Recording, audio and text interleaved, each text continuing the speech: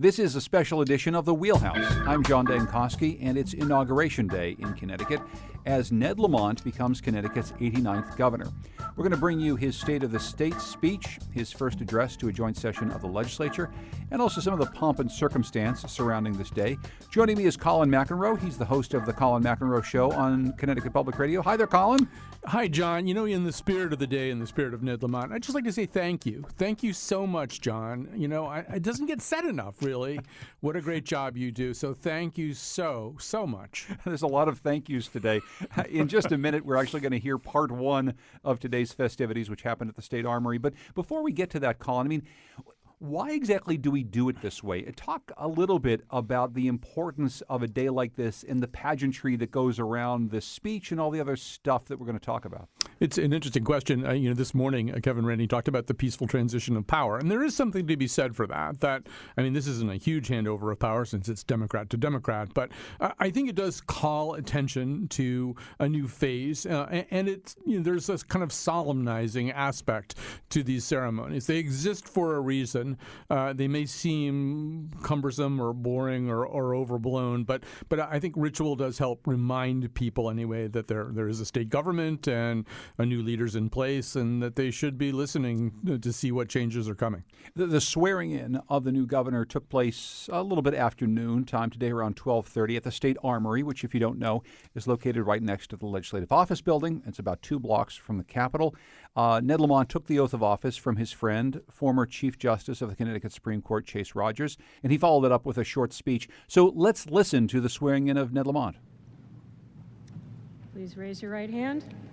Do you, Edward Minor Lamont, solemnly swear that you will support the Constitution of the United States and the Constitution of the State of Connecticut, so long as you continue a citizen thereof, and that you will faithfully discharge, according to law, the duties of the office of governor to the best of your abilities, so help you God? I do. Congratulations.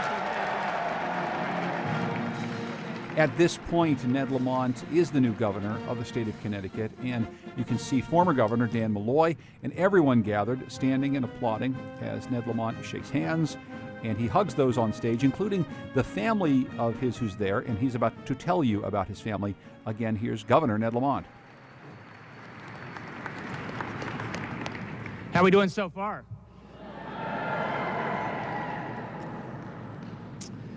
So it's a journey, and I could not take one step of it without my family, starting with Annie,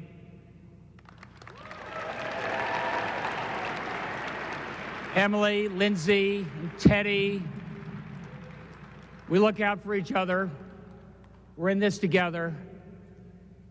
And that's how I feel about the state of Connecticut, my extended family, and we're in this together. And that includes our freshly minted constitutional officers and Lieutenant Governor Susan Bysowitz.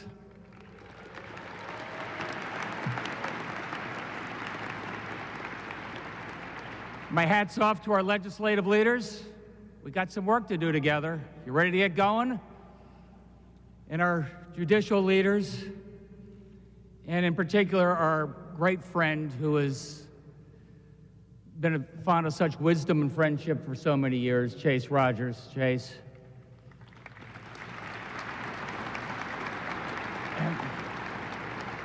And I'm happy to join the Governor's Club. I'm proud you're here. Governor Weicker, Governor Rell, Governor Malloy. You've only been an ex-governor for about 30 seconds. But you have something in common, and that's that you've been in the arena. And to paraphrase my favorite president, Teddy Roosevelt, the credit belongs not to the critic on the sidelines, but to the men and women in the arena. And you've been in the arena, you know what it takes, and I'm proud to be following in your footsteps.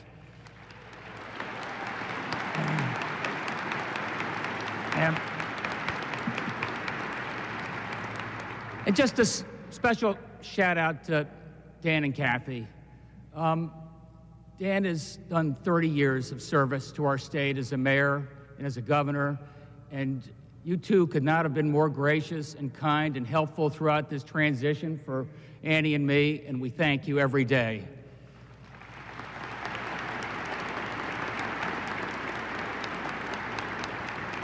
I'd also like to thank the men and women of the Connecticut National Guard for your assistance in helping us get this coordinated today and hosting us and what you do for our state every day. God bless you.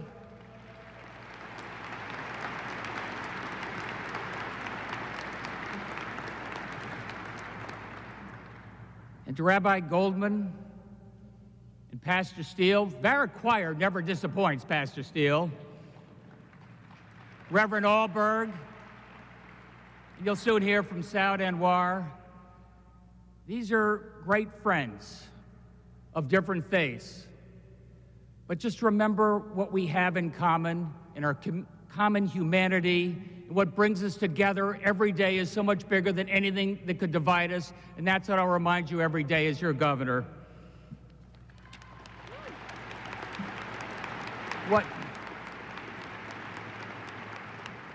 Where's Ralph sitting? He doesn't mention it, but when we were at the non-denominational Round Hill Community Church, and he welcomed Andy and me and another couple to the church in very Republican Greenwich, as he pointed out. And he said, I'd like to introduce, Alan.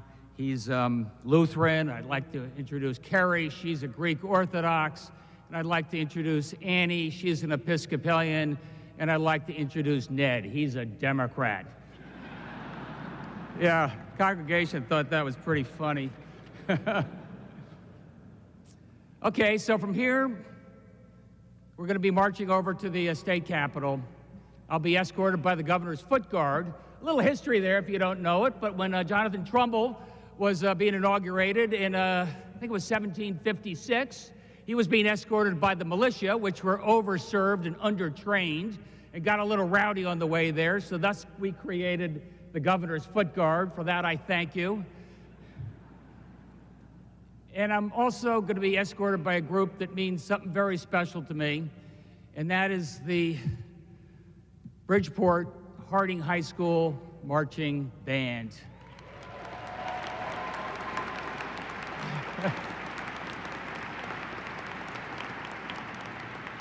I was a volunteer teacher there many years ago, and I remember each and every one of those kids like yesterday. And I am going to work every day as governor to give our kids and all of our kids the very, very best opportunity at the starting line of life and make sure this is going to be an amazing life for them, hopefully right here in the great state of Connecticut.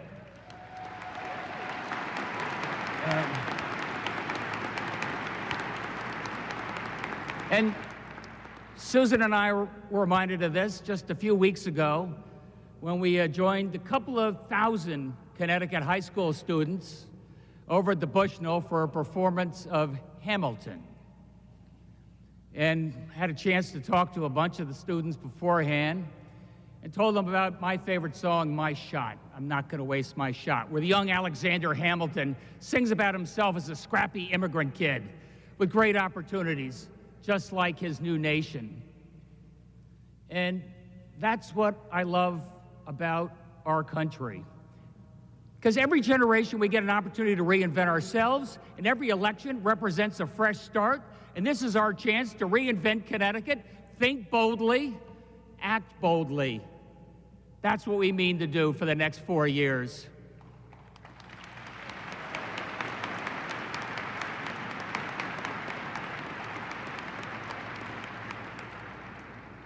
So on Election Day, thousands of voters lined up, often waiting hours in the pouring rain. By the way, Denise, are we going to do something to speed up voting in this state? Come on. But they waited in the pouring rain because they believed and they knew that their vote can make a difference. And they were not going to throw away their shot, and neither are we.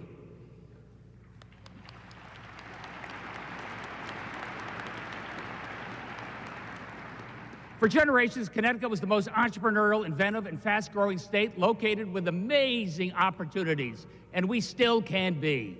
But I will not allow our next 4 years to be defined by a fiscal crisis. Together, we're going to craft an honestly balanced budget, which does not borrow from the future, but invests in the future. We owe our kids, our extended family, nothing less.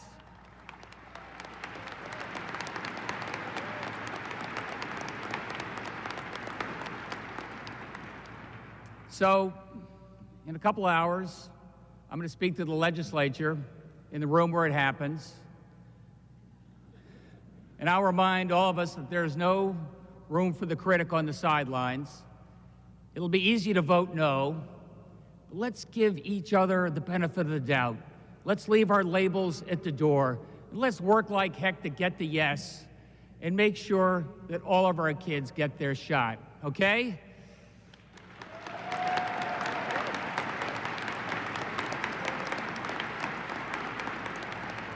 So thank you for your faith in me. I won't let you down. We won't let you down. And now let's get down to business. God bless the great state of Connecticut. That's the sound of the new governor, Ned Lamont, giving his first very brief speech after taking the oath of office. I'm John Dankosky, and this is a special edition of The Wheelhouse. He included in that speech, Colin, not a ton of substance, but he did have a little gentle jab at the Secretary of the State, Denise Merrill. What else did you hear in that brief speech at the Armory? I'm sure she was really thrilled about that. And I'm sure she's also gone to him and said, it's the New Haven Registrars of Voters. I can't control these people. So I'll say this, that on a day of two speeches, Ned Lamont was nervous in his first speech. You could actually sort of see it in his body language, and his speech patterns were a little bit more constricted. He actually had his hands spread on the podium, and we kind of pat the podium from time to time. It's an indication that, this whole idea of being governor and maybe the solemnity of the occasion had, just gotten to him a little bit anyway. He relaxed a lot more as the day went on. We now know times 10 that he went to see Hamilton, and it really made a big impression on him. He quoted from it twice in this speech. There'll be other quotations as the day goes on. He needs to go see another musical. I would recommend Rent. He could do Seasons of Love or something like that. Other than that, I think what you hear is a guy trying to, there really were, all kidding aside, an awful lot of thank yous and an awful lot of let's hear it for this person and that person and these people, and they do a really great job. And I think that's very much his style. I'm always reminded of people who come from a certain kind of background are very, very careful about manners. They've had a certain kind of manners drilled into them from a very young age, which is not to suggest that people from other backgrounds don't have good manners, but there's a certain way that you do things. And I think you're seeing that this whole speech was the equivalent of a really nice vellum card with a lovely handwritten note in blue-black ink on it. Okay, so this is a lot of pageantry. It starts at the State Armory, and there's the swearing in, a very brief speech, and then people gather outside, and that's why we want to bring in Patrick Scahill, Connecticut Public Radio reporter. Hi, Patrick. Hi, John. You were there for the next piece of this, and there's a traditional parade that goes, as we said, from the Armory just a few blocks. Not much of a parade, but there's a lot of history in there, and you went with someone who knows a lot about these things. I did. So I met up with state historian Walt Woodward, and before we sort of understand why there's a parade that's sort of in the middle of winter when no one really wants to show up because it's really cold outside, we have to just get a little bit of history here. And one piece of interesting trivia that Walt gave to me was Connecticut actually used to have two state capitals, Hartford and New Haven. The General Assembly bounced between both for a long, long time. This is an arrangement that was sort of odd. It actually dated back to colonial times. And then in the 1870s, P.T. Barnum, of all people, says, hey, maybe you really shouldn't do this whole two capital thing. You probably want to pick one. So we'll have more on that in a minute.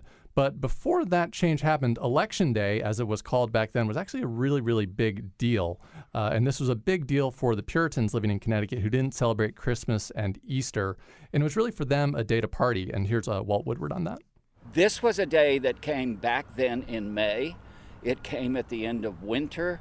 It celebrated the fact that they elected their own officials, and they could combine religion, party, cautionary tale to the governor, a school break day, and a baking contest all in one. So it sounds like quite a day. I know everyone's rocking there. So what happened to this tradition? So it was quite a day, but when Connecticut dropped its co-capital arrangement, it also lengthened the amount of time a governor served, and that meant, unfortunately, no more annual parade. So that giant May party was replaced with, I guess we would say, a somewhat diminished winter celebration. That actually didn't really go over well right when it happened. Here's Woodward on that. When they did this 1879 election, the first one at the new state capitol, well, it must not have been the event of old, because in May, the governor's foot guard held a memorial parade to kind of celebrate what Election Day used to be. So that extra parade, unfortunately, did not last. But today, the governor's foot guard is still a big part of the Inauguration Day traditions. They're kind of a big symbol of both Election Day, Connecticut government, and really just what it meant for a state to elect its own officials. So when you were talking with the state historian, Walt Woodward, did he provide any other accounts of Election Day? Yeah, I mean, so there's a lot of accounts of people thinking back to this one thing, actually. So a yummy treat called election cake. This is this sort of very, very elaborate cake that you would see on like the Great British Baking Show or something. It's a 10 to 15 pound cake, has a lot of raisins in it, a lot of thick sugar icing. And on Election Day, kids could sort of eat it with no limits. And a lot of adults kind of thought back on that nostalgically. I don't know, Colin. It sounds much more festive than what we have today. Yeah, I'd already read about this. There's a book by Michael Schudson. It's either called I think it's called The Civic Good, but it might be called The Good Citizen. And he talks about this, how in the 19th century, elections were an incredibly festive, partying atmosphere. And sometimes the party would go on for days, and there would be parades and other stuff in cities. And I think it kind of suggested a different level of engagement. I think quite a few fermented beverages were also consumed, which may have also distorted their civic judgment. Yeah, so maybe no fermented beverages along the parade route today, Patrick. Not that Again, I saw. A short parade. I mean, what was the scene today? A short parade, and I was actually joking with Harriet Jones, our editor, that the amount of years that this parade has actually been going on is now competing with the amount of people that actually show up to it. So there weren't a lot of people there. There was a lot of insiders, a lot of politicians, a lot of reporters, and then there were people who kind of just stumbled upon this and were kind of wondering who this person was walking down the street. But again, not to diminish the event, it was a festive day, and it really does carry on a long, long Connecticut tradition. Patrick Scahill covers a lot of things for Connecticut Public Radio, but today he's on the history beat. Thank you so much, Patrick. Thanks, John. When we come back, we're going to hear newly elected Governor Lamont's State of the State address. I'm John Dankosky with Colin McEnroe in the special edition of The Wheelhouse. And here's Pastor Kelsey Steele and the Verrett Choir from a performance at today's inauguration ceremony.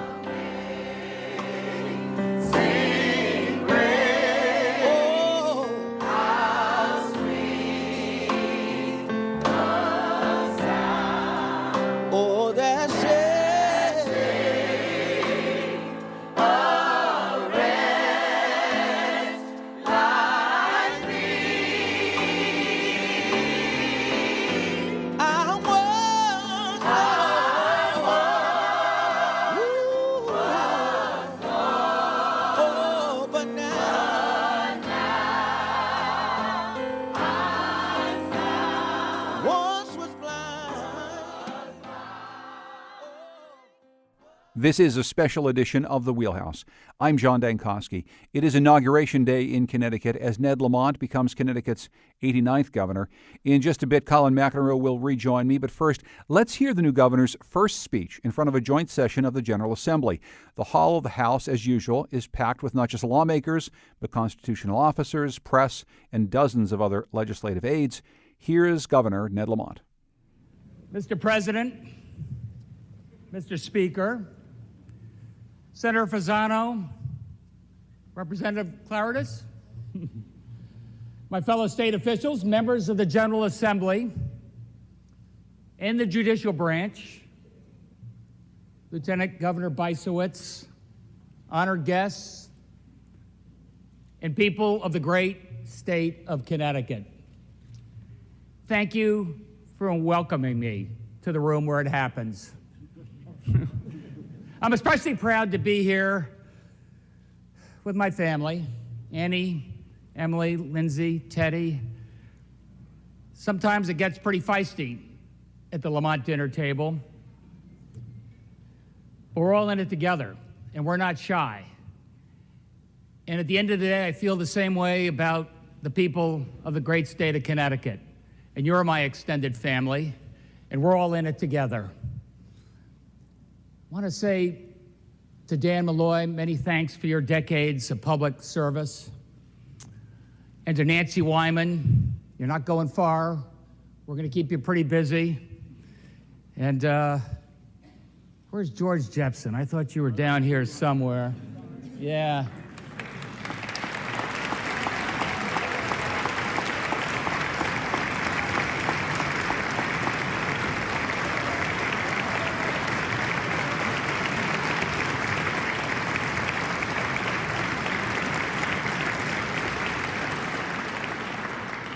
George, you're just across the street from me now. You could run, but you can't hide. We got, because we are just getting started. A few weeks ago, as you heard, Susan and I joined a couple of thousand high school students at the Bushnell for a performance of Hamilton. Before the curtain went up, we discussed with the students the meaning of my favorite song, My Shot, sung by young Alexander Hamilton, an immigrant teenager from the Caribbean, young, scrappy, and hungry, like the nation he is joining. And he's not going to throw away his shot. And what I love about America is that every generation, we get a chance to reinvent ourselves. And every election gives us a fresh start. And this is our chance to reinvent Connecticut, to think big and act boldly.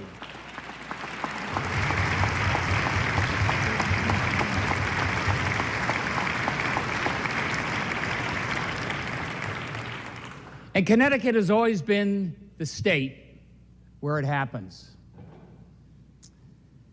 We are an inventive state. We shaped the defense industry with the invention of the world's first submarine in Old Saybrook. No, I thought you knew your history. Then we reinvented it with the first nuclear submarine in, now you got it. We revolutionized multiple industries through the invention of rubber that could withstand cold and heat. We did that in, there you go. We redefined the workplace with the invention of the portable typewriter in Stamford. You guys you're reading the teleprompter. That doesn't impress anybody.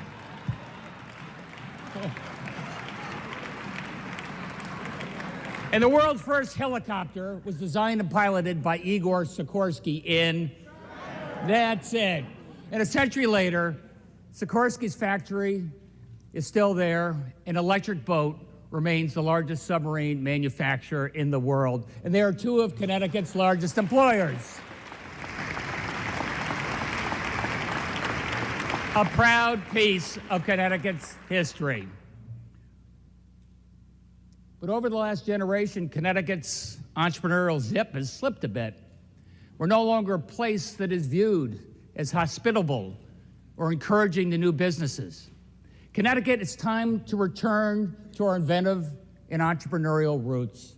Our future lies in doubling down on what makes us great and reimagining our unique potential. And it starts with the best educated workforce in the world.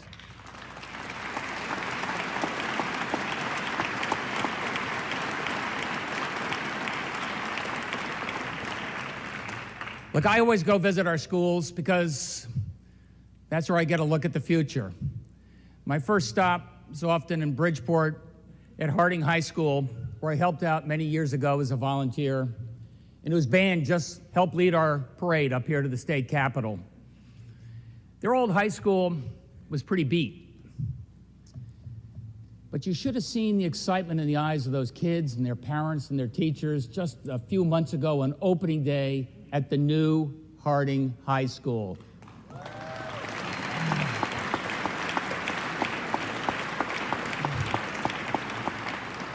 You know, the custodians told me something I remember, that the old Harding was a mess at the end of the day, but the new Harding was still pretty neat at day's end. And that just reminded me that showing the students that we believe in them, they showed pride in themselves and their school, and a lot of you helped make that happen. Remember, you make a difference. And it's the same optimism and pride that I saw at the New Career Academy in Waterbury, where nearly 98% of the students graduate. And many of those students go on to great colleges. Many go on to apprenticeships in healthcare and advanced manufacturing. These are the Connecticut jobs for Connecticut students. I saw a lot of that same optimism as a professor for many years at Central Connecticut State University. Somebody was from CCSU. But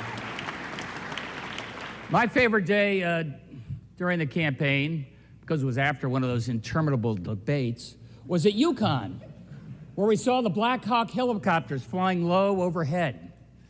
And I joined all the students. We ran to check out the action, and we saw the choppers landing at the UConn School of Engineering. It was a Sikorsky job recruitment drive, encouraging Connecticut students to start their careers right here in this state. Anybody recruit you that way? It didn't happen to me. But none of this would be possible without the dedication of Connecticut's teachers. We have the greatest teachers in the world. Sometimes we ought to tell them that. Thank you for what you do, teachers. Thank you. Exactly. Exactly. That's it.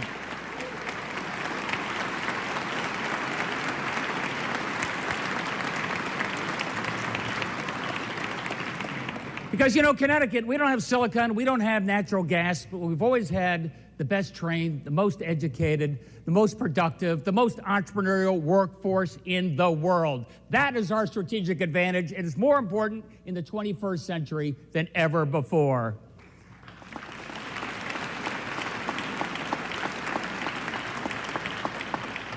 You know that companies roam the globe looking for talent.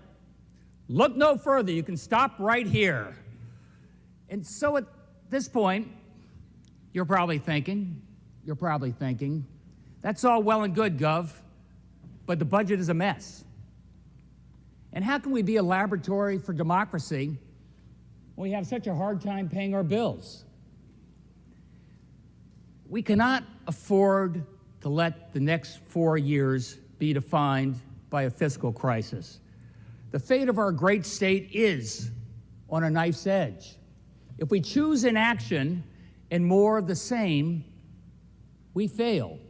But if we choose to be creative and bold, leadership, a commitment to make the hard and difficult choices necessary to right the wrongs of the past, we will succeed.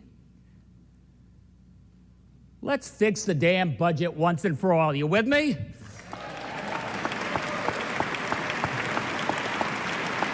Thank you.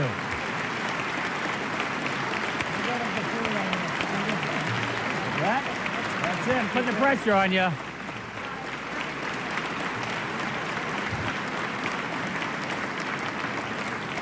So here's the deal. In 6 weeks, I present you with a budget, which is in balance, not just for a year, but for the foreseeable future, so that mayors and selectmen and business and labor leaders, teachers and police officers know what to expect.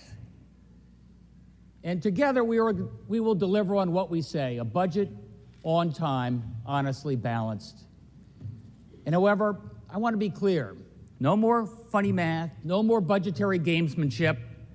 And I come from the world of small business, where at the end of the month, the numbers have to add up, or the lights can go out. And don't tell me you hear from some consultant there's $1 billion in easy spending cuts. I'll say, show me the money, or I show you the door.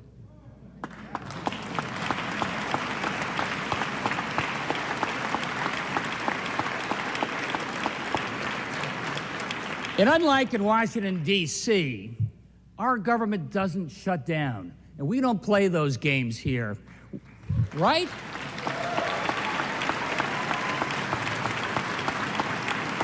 We can't tell students that school is closed today. Police and fire departments can't say, we'll respond to that call another time. We can't tell the most vulnerable that their services that they depend upon, maybe they'll reopen later in the year. We don't do that. We don't do that.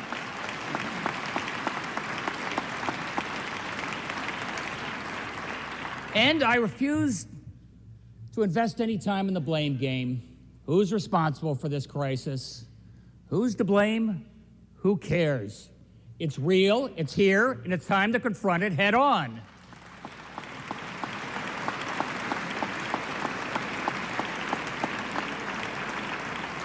And one last thing, please don't tell me you've done your share and now it's somebody else's turn. It's all of our turns.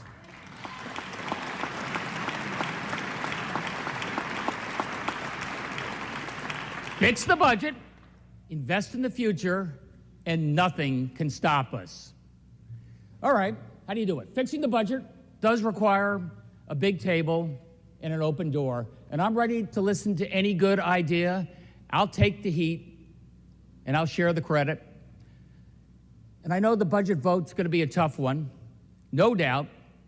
It'll be easy to vote no, but I have a responsibility to get us to yes. And we only get there by working together. Okay, business leaders, some of you have already stepped up and are ready to take the lead when it comes to workforce development and positioning Connecticut students for these Connecticut jobs, and I thank you, but there's more to do. And I thank my Business Advisory Council, some of whom are here, which is already reaching out to new companies, which may be a great fit for the state of Connecticut. Thank you.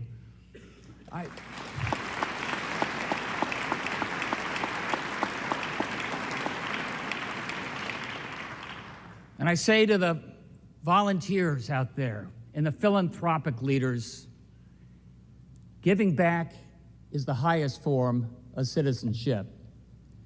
Ask what you can do for your state. I'm excited by your willingness to invest in our future, and I am looking forward to great things ahead. More on that to come. Thank you.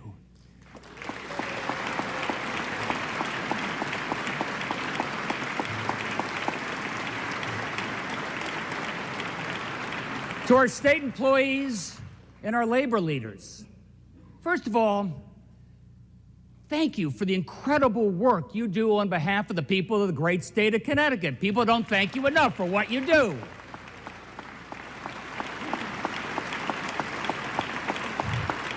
And I'm a strong believer in labor and the right to organize and collective bargaining.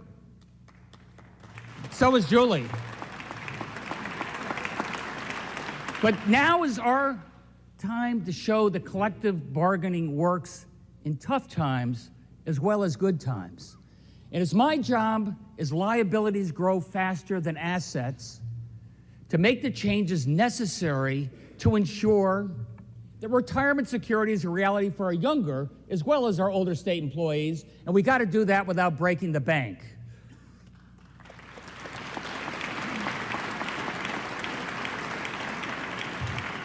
And mayors and first selectmen, nothing will compromise your feisty independence. I heard that. But so many services and back office functions can be delivered at a much lower cost and much more efficiently if they're operated on a shared or regional basis. We need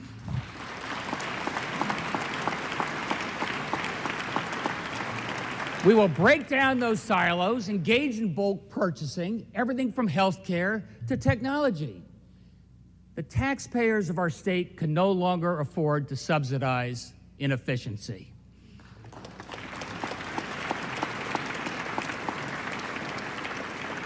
So Connecticut is the land of steady habits, and we will return to the habits which made us such a great economic powerhouse a generation ago. But we also need to change the game and create new habits that capitalize on our strengths.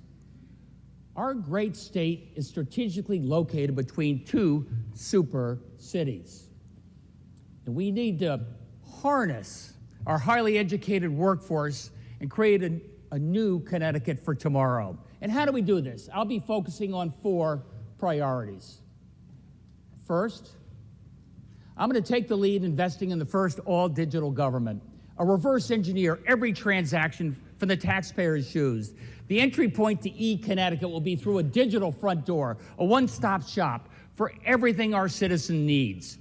We will be online, not in the line.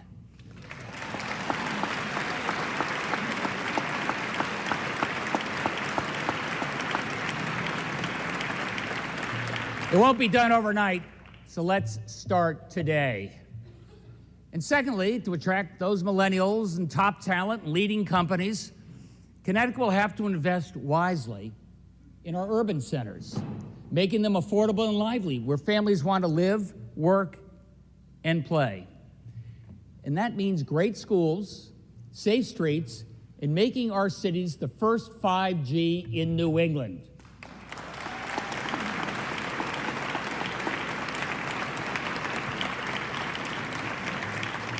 The telecommunications companies are ready to start building. Let's harness that excitement. And by the way, let's get Wi-Fi access to all of our local town squares. That's something we can do.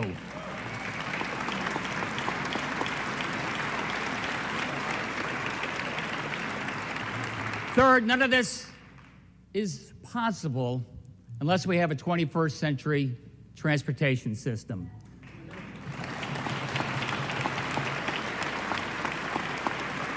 When the Merritt Parkway opened in 1940, it wasn't uncommon for people to pull over to the side of the road and picnic. It was so beautiful. Well, I've spent a lot of time on these roads, and so have you. And when we pull over, it's because we're so damn frustrated by gridlock. That bumper-to-bumper traffic, let me tell you, gridlock not only causes headaches, it costs us jobs, and we're not going to let that happen. You know what we do? I believe in the 30-30-30. I want the following to be a reality. 30 minutes from Hartford to New Haven, 30 minutes from New Haven to Stamford, and 30 minutes from Stamford to New York.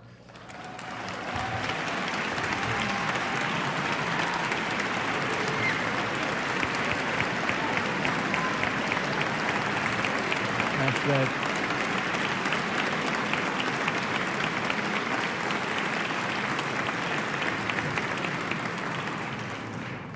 Don't worry, Neil, we're going to have spurs from Waterbury and New London as well. This is going to be interconnected. And this isn't a pipe dream. This is a necessity, a modern infrastructure by road, rail, air, and water to unlock the full economic potential of our state. Fourth, Connecticut's economic revival cannot be only about creating opportunities for some of our people. It's going to be an economy that works for everyone.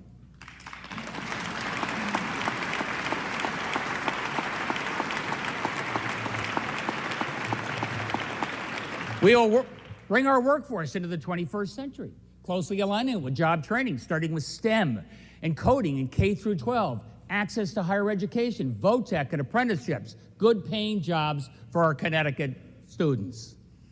That also means bringing not just the workforce into the 21st century, but bringing the workplace into the 21st century. And that starts with making paid family leave a reality for all of our parents, all of our parents.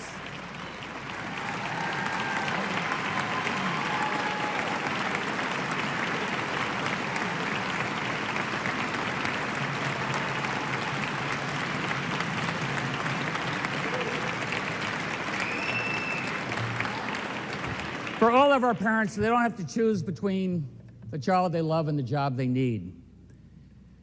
And the 21st century workplace also means moving to a $15 minimum wage.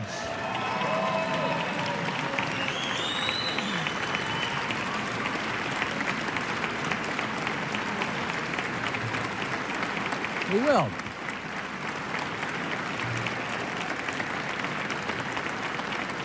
We're going to do it responsibly. We're going to do it over time, but so that those same parents can afford to be able to provide for their children and still have a little time left over to actually see their children. We're going to get that done. Okay. One of the first governors that comes from the world of business. I think I know how to get this done. I'm going to be hyper-focused on job creation, and my primary objective is to get this economy moving again.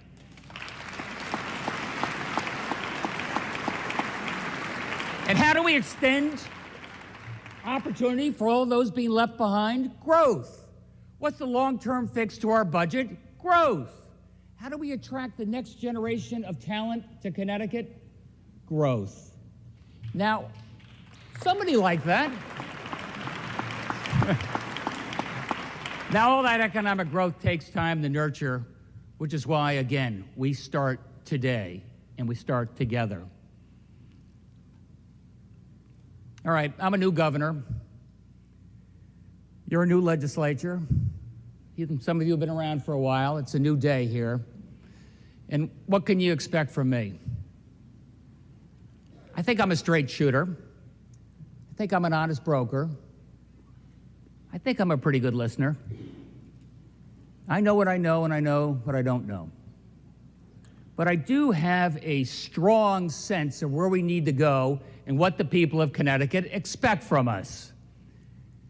And last November, thousands of people waited forever, sometimes hours, in the pouring rain. Google told me that the number one search was, how do I vote?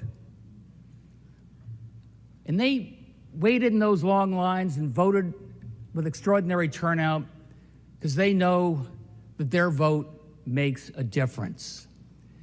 They believe that they can make a difference, and we will make a difference, and we're going to do that together.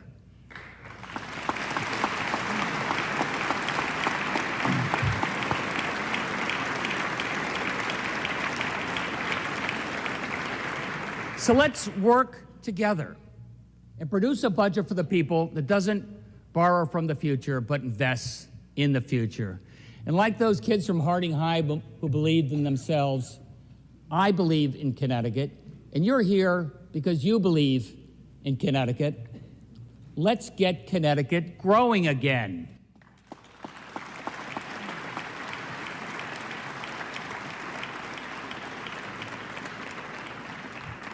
History has its eyes on you. All of us, let's do this together.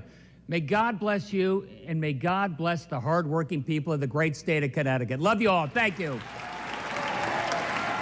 That's Governor Ned Lamont giving his State of the State, his first address to a joint session of the legislature.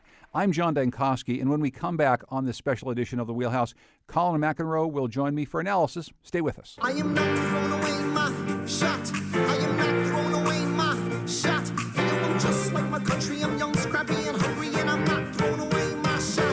I'm gonna get a scholarship to King's College. I probably should brag. This is a special edition of The Wheelhouse. I'm John Dankosky. We've been following the swearing-in of Ned Lamont as Connecticut's 89th governor. His State of the State address we just heard. It was the first address he's made to a joint session of the General Assembly. It happened at the state capitol earlier today. I'm joined now by Colin McEnroe, the host of the Colin McEnroe Show on WNPR. And Colin, you were there for that speech. So first of all, give me your broad outline of what you thought about it. What did you think Ned Lamont did there? Well, first of all, the odds are in your favor. If you're a newly elected governor and both chambers of the legislature are the majority of your party, and I mean, you'd really have to really screw things up to not have a pretty good day. That said, I thought Ned Lamont was unusually relaxed. He played with the crowd. He did some sort of Mr. Rogers type call and response with them, like who knows where the helicopters come from. And I thought that really kind of played to his strengths a little bit, much more confident than he was even this morning when he spoke. So I thought that was all great. Once again, he is continuing to try to maintain this sense of good feelings. I can tell you that for some of his applause lines, the Republicans got up, led by their leaders, Len Fasano and Thomas Claridis. The Republicans stood up with the Democrats. Once again, I think that's sort of emblematic of the kind of good feelings vibe here. We're now up to a total of 5 Hamilton references. I find myself thinking, the Kennedy administration was equated with Camelot, although that really didn't happen until 1963. Jackie really posthumously really engendered that particular idea, but clearly we're in the Hamilton administration here. I will lastly say it's not often that you hear a governor do an impersonation during his inaugural address. Speaking of JFK. Yeah, he did do a JFK impersonation. At the second half of the speech, and this is what always happens with these State of the State addresses, is there may be good feeling. You get a chance to know who the new governor is, how he plays the room. But then we get to the litany of things that he wants to do as governor. He talks about, of course, great schools, safe streets. these are the things that sound great and we can all get behind them, but there's no way to know how we're going to pay for them. Right. I mean, he starts out by saying, we got to balance the damn budget. And I think he correctly sets the tone of saying until we don't feel as though we're in a fiscal crisis, we can't do anything. But we want to do things. We don't want to have that feeling. Now, it's an easy thing to say. It's a much more difficult thing to do. But yes, all the things that you're talking about, for the most of them, come with really high price tags too. That's the stuff that he's talking about is not going to be cheap. I think it's all totally admirable, and every incoming executive, whether at the state or federal level, they do this. I mean, you don't want to come in with no list of stuff that you're going to do. I want to turn now to Ryan Lindsay, a WNPR reporter who was there covering this today. And it was your first inauguration day, your first time seeing one of these. Before we get to some of the people that you talked to, what was your feeling? What did you sense in that room full of all these lawmakers today? I think it was generally a lot of excitement and a lot of camaraderie that you could see. Folks were really engaged in the conversations and the speeches that were being given. There was a lot of applause, a lot of cheering happening, which was cool to see and witness as we're in a, very tumultuous political time. One of the things you did is you sought out some lawmakers, including a lot of the new lawmakers who were there. Tell me about what you heard from some of them. Yeah, for Kushner, who is 66, it's quite the time to become a senator. This is what I say. It's Julie Kushner who unseated Michael McLaughlin, the long-serving Danbury-based senator. And she's a Democrat. So it was cool to see her family there. Her granddaughter, it was her birthday, so she had like a gift for her in the elevator. She was getting her ears pierced. Let's actually hear a little bit from Julie Kushner. Today has been incredibly exciting. It's just hard to believe that now I have been sworn in and I'm a state senator, and there's so much awesome responsibility that goes with that, so it feels a little overwhelming. I feel like there's great energy for getting things done this session, and I know that the people in my district who voted for me, who worked on the campaign, who really, put such great energy into this election, they have a lot of optimism about what we can do here in Connecticut, and I'm excited about being part of that. What was cool also to see in the Senate was that a lot of the women were wearing white, especially a lot of the freshmen, and so that just reflects back on the suffrage movement of the 1900s. And again, a lot of the Democrats, wore white, at different points recently, especially when Trump's been giving speeches. So to see that reflected here in Connecticut and that sort of same energy as far as a lot of women coming into this space has been really exciting to watch. And even just, they had yellow roses at each of the freshmen. So even Matt Lesser, he had his yellow rose there. And that was really cool just to kind of observe that sense of like welcoming that was going on. We also got a chance to talk to a new GOP representative. This is Leslie Hill from Canton. I'm grateful for the opportunity to serve the residents of Canton and Avon and for the trust that they've placed in me to be their representative here in Hartford. My biggest priorities are going to be anything that's going to help get our economy going in the direction it needs to go, and that includes dealing with our pension deficit, dealing with the budget deficit, working on improving employment opportunities without causing any harm to the people who need our help and our towns and schools. That's Leslie Hill, a new GOP representative from Canton, talking to WNPR's Ryan Lindsay. We just have a moment left, Colin, but it is interesting. Republicans is in this new space. There's fewer of them at the state capitol. They're going to be in a little bit of a different place than they even have been under this new governor. What do you expect out of some of these new Republican lawmakers in that caucus? Well, until Ryan said that, I didn't even get the significance. But actually, Themis Claridis, I believe, the Republican minority leader, was also wearing white today. Wow. So I think that they will, at least for a while, try to play nice. Today it's like Disneyland and Ned is Mickey. A month or two from now he may be Goofy, and they will let him know that. But for a while, I think everybody's going to try to play nice. Colin McEnroe hosts the Colin McEnroe Show here on Connecticut Public Radio. As always, Colin, thank you so much. Thank you, sir. And we'll see you next week again on The Wheelhouse. And thanks so much to WNPR's Ryan Lindsay. Thank you, Ryan. Thank you. Our program is produced by Scott Breedy and Katie Tolarski. Thanks for joining us here on The Wheelhouse, this special edition on Connecticut Public Radio.